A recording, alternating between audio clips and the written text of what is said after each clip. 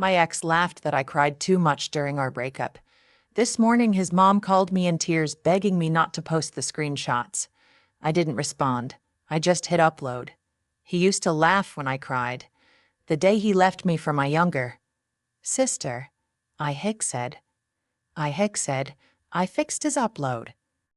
Subbed on the kitchen floor and he smirked like I was performing for him. Said I was being dramatic. Said you cry too much. This morning his mom called me in tears, not because he was hurt, not because he was in trouble, but because she knew I was about to ruin him. I didn't answer her call. I just pressed download. 6 years.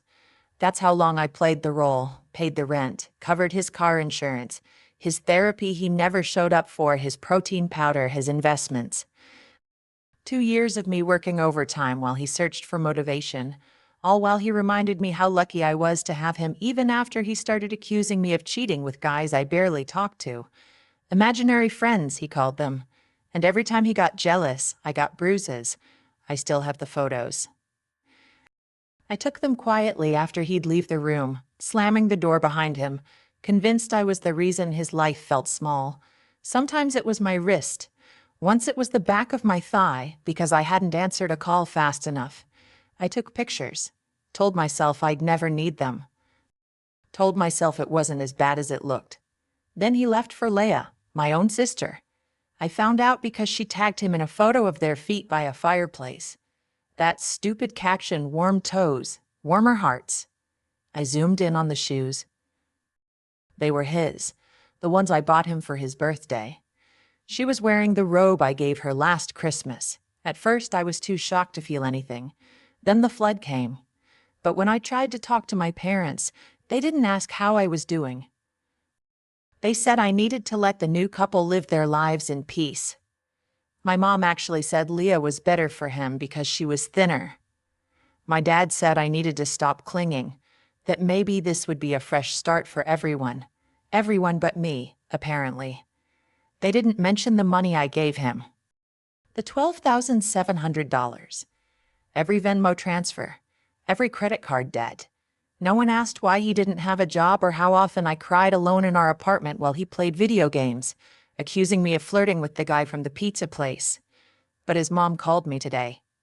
And pitch in Tammany today. And a pet.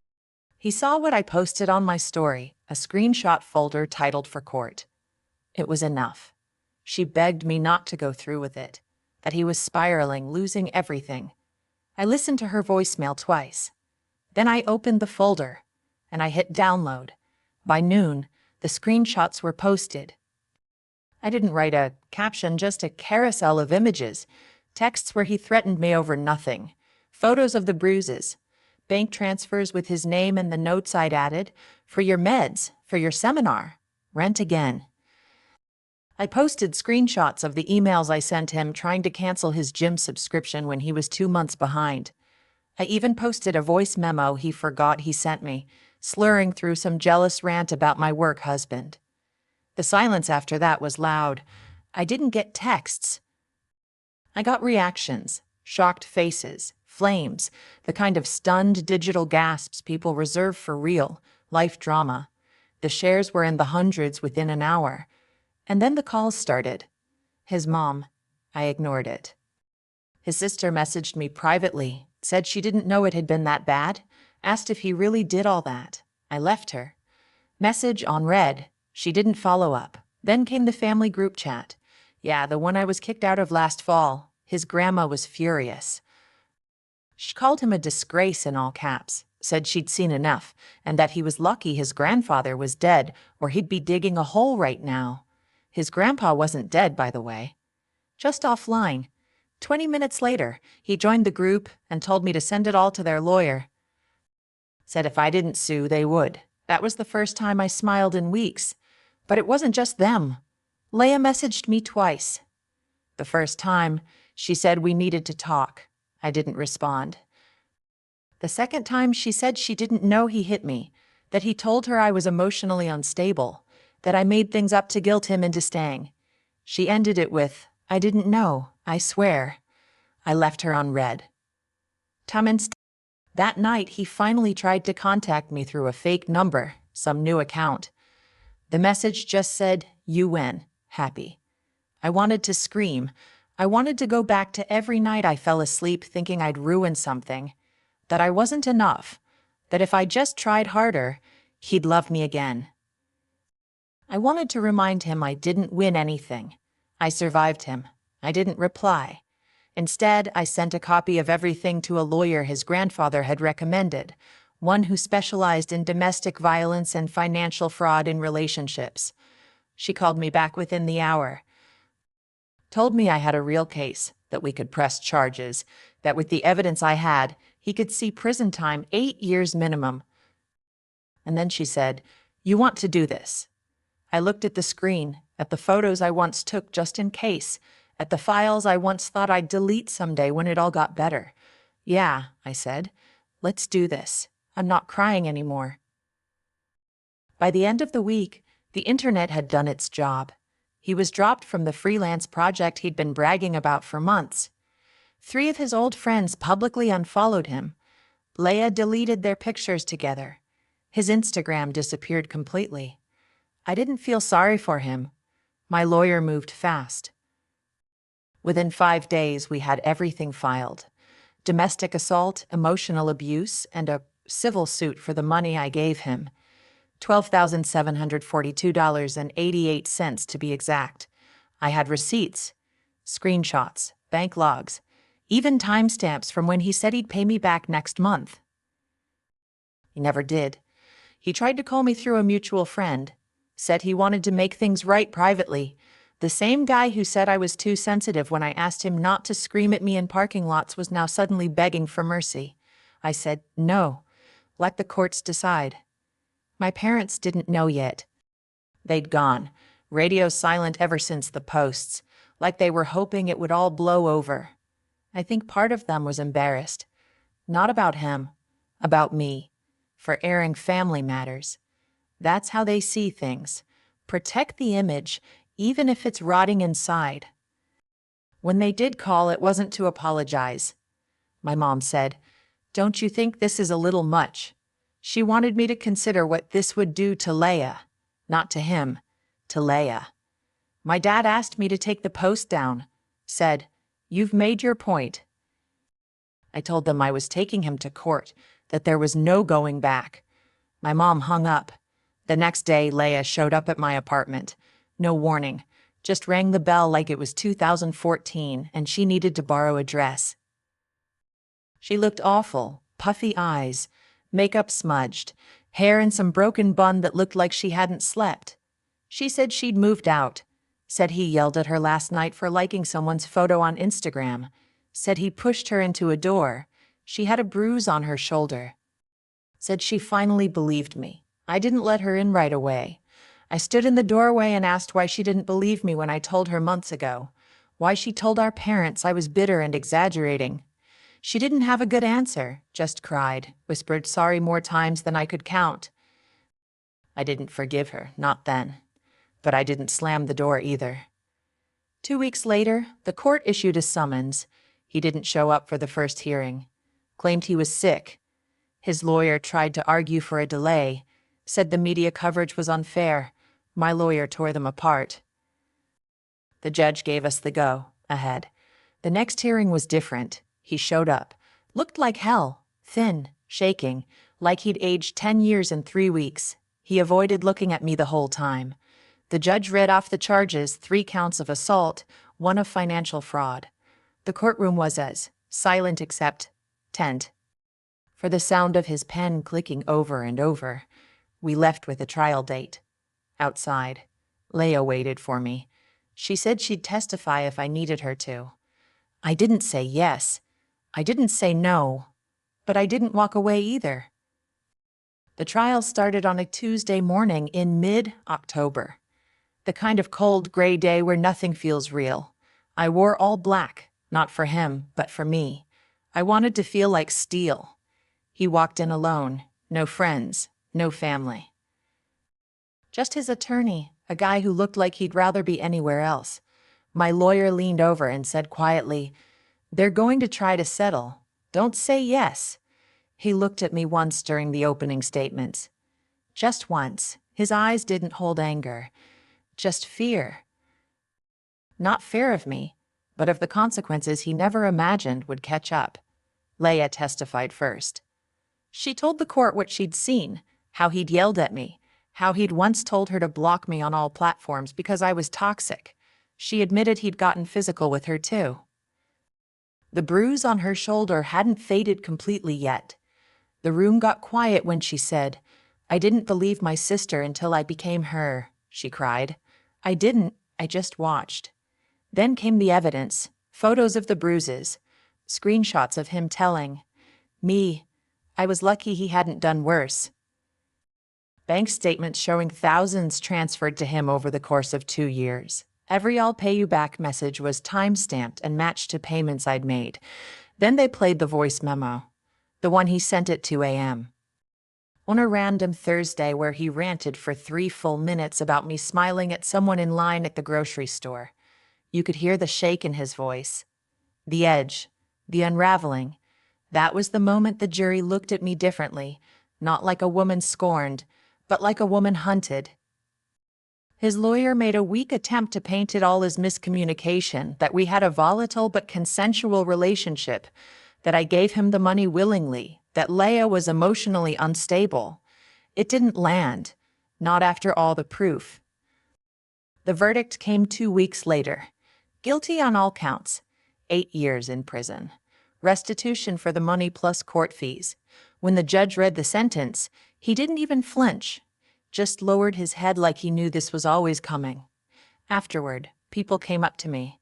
Not friends, not allies, just strangers who'd followed the case online. A woman from the back row handed me a folded napkin with her number on it. Said she had a story like mine. Said, "Thank you. My parents didn't show up for the trial, but that night I got a call from my dad. He said, 'Your sister told us everything. We didn't know.' I didn't say anything. Then he said, 'You were right to do it.' And then came the part no one expected, the part where they turned kind, almost warm. Because now that Leah and I were talking again, now that the golden child had been hurt too, I was worth being nice to again. Funny how fast love can be repackaged when guilt comes home. I didn't forgive them, not right away, but I didn't hang up either. 3 days after the sentencing, I got a letter. Handwritten, no return address, just my name carefully printed in uneven block letters. I opened it, thinking it would be from him, some pathetic apology or twisted version of closure. But it wasn't. It was from his ex, the one I didn't even know her name until then. Her letter was 5 pages long. She'd seen the trial online. She said everything that happened to me, he did to her too. Same paranoia, same bruises, same financial drain. She even mentioned the same accusations. Imaginary friends, jealousy over strangers, gaslighting until she started to believe maybe she was the problem. But she never pressed charges. She ran. The last line hit me the hardest. I thought if I stayed longer, maybe he'd change. But watching you hold him accountable gave me something I never had. Peace. I kept that letter, not to feel proud, just to remember that this wasn't just about me. A week later, something else happened. Something I never saw coming. Leia got pregnant. She didn't tell me right away. I found out through our mom, who suddenly decided we were all family again. She brought it up like it was good news, like we should be throwing a party. But Leia wasn't celebrating. She looked wrecked when I saw her. She sat on my couch and held her stomach like it was foreign. Said she didn't know if it was his or someone else's. Said he'd been cheating on her with another girl, some waitress from a bar near his gym. She asked me what she should do. Not mom, not dad, me. I didn't give her advice. I just told her I'd stand by her whatever she chose. 2 days later, she miscarried. That broke her in a way even he hadn't. For weeks, she stayed with me. Didn't want to go home. She barely spoke, just walked around my apartment like she was afraid to touch anything. Then one night, she sat next to me on the floor and said, "I ruined your life, and now I don't even have one. I told her the truth. You didn't ruin it. You were just part of the fire. He was the one who lit the match. We sat like that for a long time. By December, my case had gone viral. Not in a huge headline kind of way, but enough to attract attention. A producer from a documentary series about financial abuse reached out, asked if I'd tell my story. At first, I said no. Then I remembered that letter, the way it could have gone worse. The women who never get their stories heard, so I said yes. The day before filming, I went back to the apartment I used to share with him. The lease was still in my name until the trial ended. The landlord gave me the keys one last time to clear out anything left. Yes. In the back of the closet, I found a notebook his, tucked under old shoes. It was filled with weird lists, people he hated, people he wouldn't forgive, ideas for podcasts, fitness goals. And then I found a list titled People Who Owe Me. My name was first. He'd written next to it. Took everything. Will pay eventually. I stood there for a long time staring at it. Then I tore the page out, folded it, and walked out of that place forever. Some debts never get paid, and some pay more than they ever expected. The documentary dropped on a Thursday night. I didn't watch it. I couldn't. I spent that evening organizing my kitchen cabinets and playing music too loud just to drown out the anxiety. I didn't even tell most of my friends it was airing. I wasn't trying to be a public figure. I just wanted the truth to be out there one time, in my words. By the time I woke up Friday morning, my phone was vibrating nonstop. Notifications stacked on top of each other like a glitch. Instagram DMs, missed calls, Twitter mentions, tagged posts, even emails. One of my old co-workers messaged me just the words, "You did it." I opened Instagram. My followers had doubled overnight. The clip they'd used for the trailer, just 10 seconds of me saying, "He never hit me in the face, only places I could hide," had gone viral. 10 million views in one night. I couldn't wrap my head around it. People were sharing their own stories under the hashtag that came from the documentary's title, "She didn't delete it." It felt surreal. Thousands of strangers thanking me, confiding in me, sending pictures of journals, screenshots, court dates they'd scheduled because they watched my story. My inbox turned into a mosaic of pain, rage, and healing. Leah watched it alone. She told me later she sobbed through most of it. She said she felt like she was watching a movie she'd lived in without knowing the plot. She kept asking why I never told her the worst parts, why I didn't scream it in her face the day she took him. I told her something that surprised even me, because I was still ashamed. She didn't try to fix it. She just nodded. My parents started acting like they were part of it. My dad shared the documentary link on Facebook with some generic caption about strength and truth. My mom posted a photo of me as a kid and said how proud she was. And suddenly, the same people who told me to stay quiet were pretending they'd always believed in me. I didn't call them out. I didn't comment. I let it be what it was, a costume they wore now that silence wasn't trendy anymore. A month later, I got a letter from the court. The civil suit had been processed. He was ordered to pay me $12,742.88 in restitution plus legal fees and damages. He'd serve 8 years minimum, and they'd start collecting the money as soon as he was out. It won't come quickly, maybe not all of it. And damn seven. And damn set. But I'll get it eventually. Every paycheck he earns for the rest of his life will have a portion carved out for me. Not because I need the money, because I earned it, because it was mine, because I was never the one who owed. And then something unexpected happened. The waitress she messaged me. The one he was cheating on Leah with. The one from the gym bar. She was 19, said she'd only been with him for a month when he got arrested. He told her I was a bitter ex trying to ruin his life. When the trial ended and the truth came out, she broke down. She broke down. She said she couldn't believe how close she came to being the next one. I told her she was lucky, and I meant it. She started volunteering with Leah at her nonprofit. That's how I found out Leah had started a support group. Every Wednesday night, survivors met in a little church basement and talked. I went once, just sat in the back. Didn't speak. One woman there said something I'll never forget. He didn't ruin me, he delayed me. That stuck with me. My old apartment is gone now. Someone else lives there. I drove by once just to make sure. New curtains, new plants on the balcony. Someone else's life entirely. I hope they never know what happened in those walls. And as for me, I'm okay. Not healed. Not perfect, but real. I laugh again. I sleep through the night. I go out without checking over my shoulder. I date cautiously, but I don't flinch when someone raises their voice. That part of me is still tender, but it's not broken. He once said I'd never leave, but I did, and he once said no one would believe me. But they did. In the end, he thought he had control. He thought I'd erase the evidence, delete the photos, forgive him quietly. He was wrong.